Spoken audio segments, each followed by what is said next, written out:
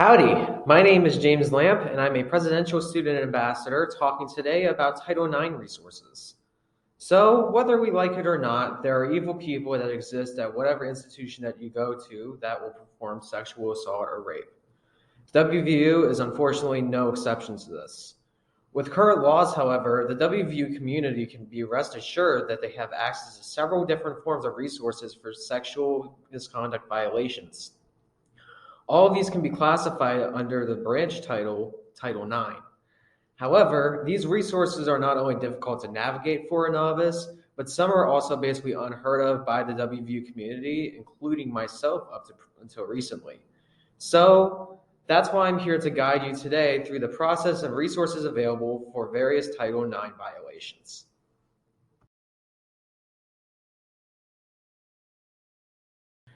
Let's start with the Title IX website located at title9.wvu.edu.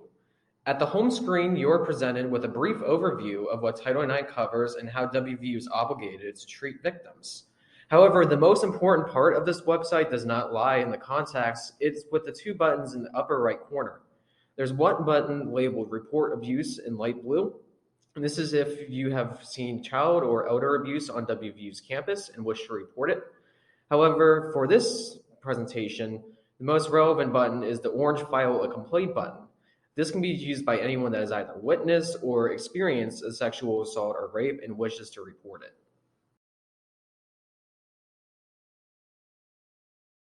However, if you do not wish to launch a full grunt investigation into your sexual assault experience, that's perfectly fine and acceptable. There are many people within the Title IX office who are known as anonymous reporters. These people are not obligated to start an investigation if a victim does not want to.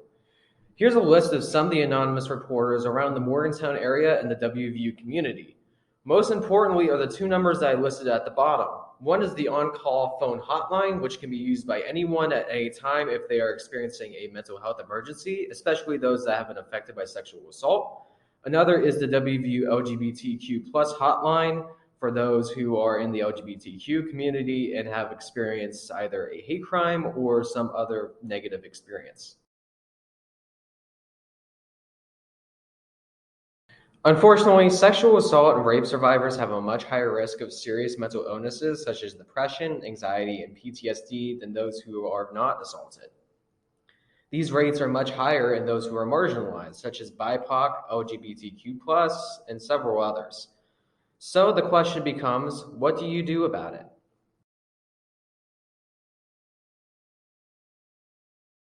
That's why WVU provides the Cruth Center for all students. The Cruth Center is normally known for treating mild psychiatric illnesses. However, they have several therapists that are trained to deal with sexual assault and rape victims. To schedule an appointment, you can either fill out a form that's located at caruth.wvu.edu. It is up in the upper right corner as a button labeled Make an Appointment, or you can call their phone number at 304-293-4431. In my own experience with my own mental health issues, I seem to get better after seeing them for 2 weeks or so.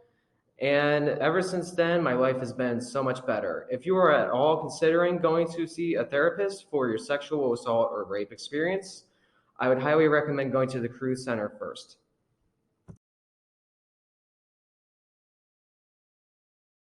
Sexual assault and rape can happen to anyone, regardless of their race, gender, or clique that they associate with. By arming yourself with this knowledge, you not only have the ability to help yourself if one of these traumas occur to you, but also to help other people that have experienced one of these tragedies. Make sure to stay safe out there.